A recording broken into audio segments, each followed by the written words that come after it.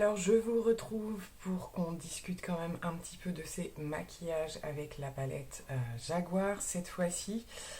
Alors j'ai quand même quelques petites choses à dire différentes de la fois précédente. La première chose quand même positive, c'est que j'adore cette palette. Je me suis régalée. Les pigmentations sont encore sur les mats particulièrement juste excellentes. Franchement, voilà, on a une belle qualité, c'est intense, ça se travaille super bien, donc aucun souci là-dessus. Concernant les lumineux, c'est magnifique, c'est clairement magnifique. Ils sont tous un petit peu différents, les textures sont différentes, vous passez du crémeux au plus un petit peu topper en passant par le pailleté, je parle pour le doré par exemple. Les résultats sont super jolis. Maintenant, j'ai remarqué une petite différence. Rien de très très négatif, mais effectivement entre les deux fards un petit peu très présents de cette palette, hein, qui je pense nous ont tous un peu tapé dans l'œil. Au niveau de la texture, vous avez une texture qui se développe en fait. Plus vous la chauffez, plus elle se développe. Quand vous venez juste la poser, vous dites oh c'est bizarre, je m'attendais à un peu plus de waouh dès le début. Et en fait, effectivement, il faut continuer à chauffer le fard et toute sa beauté se développe à ce moment-là. Donc je parle en particulier de celui-ci, l'espèce de kaki doré, hein. Bon, déjà au swatch, il est magnifique. Mais c'est vrai que quand je suis venue juste le poser, vous voyez, juste au départ comme ça, je me suis dit, bon, je le pensais un peu plus impactant. Et en fait, voilà, à le chauffer, à l'étirer ou quoi, il a pris une ampleur vraiment super jolie. Donc vraiment pas de souci là-dessus. Concernant les deux fards un petit peu plus, voilà, avec des roses d'épargne, j'ai vraiment beaucoup aimé le duochrome hein, du milieu, qui est un petit peu... Alors, on n'est pas sur une texture crémeuse là pour le coup, par contre, vous voyez un passage au doigt, on a quand même quelque chose de magnifique. C'est du duochrome, donc voilà, en fonction de ce que vous voyez, c'est plus léger, c'est plus intense par certains endroits, inclinaisons, etc. Par contre, déception sur celui-ci qui, dans le pan, est super joli. Hein. Mais le problème, j'ai déjà eu ce genre de fard en fait, c'est que je sais pas si vous allez bien voir, il y a un espèce, donc il y a du rose et à l'intérieur, ça me fait un petit peu penser à un espèce de marronné et en fait, ça fait une couleur un petit peu bizarre. Donc c'est pas forcément très facile à expliquer, mais c'est un fard, une fois que vous le posez, il a rien de spectaculaire et je trouve que limite, vous avez beau le mettre n'importe comment, j'en ai mis un petit peu en coin interne, je l'ai testé à d'autres endroits, ça fait un peu comme une tache en fait. Le côté un petit peu marronné qui est à l'intérieur, ça fait sale. C'est bête à dire, je trouve pas d'autres mots. Mais voilà, comme si hein, c'est quelque chose que vous aviez mal travaillé, ou alors que, enfin, voilà, c'est pas du tout, il est pas du tout compliqué. Et justement, le problème, c'est qu'une fois qu'on le travaille un petit peu, les paillettes ont tendance, je suis en train de le faire là, à s'estomper et vous vous retrouvez avec une espèce de tache en fait. Ça fait un peu ça, qui n'a pas vraiment de couleur. Donc j'ai pas trouvé ce fard très utile dans la palette. Quand on la regarde comme ça, c'est super joli.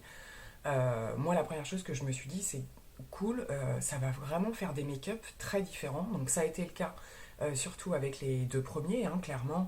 Je suis partie au départ effectivement plutôt vers le Parme, voilà, en faisant des petits mélanges ou quoi. Les deux mats là sont juste dinguissimes. Et après, plutôt, voilà, comme là, j'ai avec le kaki, du doré. euh, donc voilà, des choses quand même assez différentes, c'est ce qui est chouette dans cette palette. Maintenant, voilà, la place de ce fard-là, je pense que lorsque je vais la réutiliser, malheureusement, je pense que je vais le laisser de côté, quoi. Je suis pas ultra fan de celui-ci, c'est franchement dommage. À côté de ça, ce que j'ai aimé aussi, c'est effectivement la présence eh bien, d'un fard couleur chair. Alors, il n'est pas blanc hein, non plus, vous avez quand même une couleur, mais pour estomper la paupière ou pour estomper en première intention sur la paupière ou pour estomper un fard, ça va nickel. Et le noir est juste excellent. Je le trouve excellent. Franchement, il est super bien pigmenté. Je me suis pas galéré à le travailler. Il est présent. Enfin voilà, vraiment. Donc c'est l'avantage hein, dans cette palette, c'est qu'effectivement, un petit peu comme je vous ai dit pour la précédente, les jours où vous voulez pas faire quelque chose de trop élaboré, vous avez un blanc, un noir, un marron. Alors ce sont des marrons avec des sous-tons hein, quand même. Mais voilà, c'est aussi une palette qui peut servir pour tous les jours pour aller vite. On pioche juste les fards dont on a besoin et les jours où on veut quelque chose de plus élaboré, ben voilà, on part là-dedans.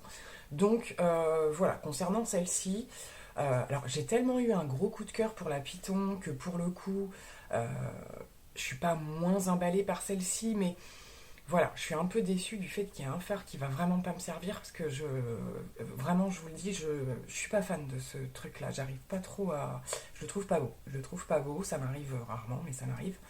Donc voilà, pour le coup, les autres sont juste, sont magnifiques. Celui-ci ici, c'est encore indescriptible. Hein. C'est un espèce de doré argenté en fait. C'est un mélange et c'est crémeux. Enfin, c'est magnifique quoi. Ça se travaille super bien. Donc voilà, en tout cas par rapport à cette palette, voilà, si vous hésitiez à la prendre, moi, hormis l'histoire de ce petit phare, les autres, c'est super joli, c'est tout ce que j'aime. Voilà, il y a un petit peu de vert, hein, il n'y a que celui-ci hein, qui a des sous-tons un petit peu verts, mais franchement, même tout seul, hein, il y a plusieurs fards là qui peuvent se passer tout seul. Et ça, j'aime beaucoup aussi dans une palette, ça peut être super sympa. Donc pour le coup, voilà, j'en ai terminé avec donc mes deux revues sur ces deux palettes. Hein. J'en prendrai pas d'autres dans la catégorie des Wild Obsession. Les autres me parlaient un petit peu moins. D'ailleurs, j'en profiterai peut-être pour vous glisser des visuels des autres palettes, mais je les trouve un petit peu trop thématiques pour le coup. Elle penche trop vers des color stories qui vont dans le même sens, alors que ces deux-là, je trouve, quand même, il y avait quelque chose qui sortait du lot. Vous l'avez vu avec la Python, hein, je trouve qu'il y a vraiment de quoi faire des choses très très différentes, et c'est vraiment ce que j'ai aimé. Voilà, après, on ne sait jamais, hein, la curiosité, mais là, dans mes premières intentions, les autres ne sont pas dans ma wishlist pour le moment. Donc écoutez, je pense que je vais pouvoir vous laisser pour cette mini-série entre guillemets de palette Huda Beauty Wild Obsession. Comme d'habitude, n'hésitez pas à me partager si vous aussi vous les avez testés. Je surveille un petit peu là au niveau des copines s'il y en a qui vont faire des revues dessus aussi ou pas. Et puis voilà, si du coup ça vous a motivé pour les acheter ou au contraire non, voilà, juste une curiosité mais sans intention d'acheter. Racontez-moi tout ça, je vous répondrai avec grand plaisir et en attendant de nouvelles aventures, parce que pour l'instant on en a fini avec Huda Beauty. Je vous fais plein de gros bisous, bye.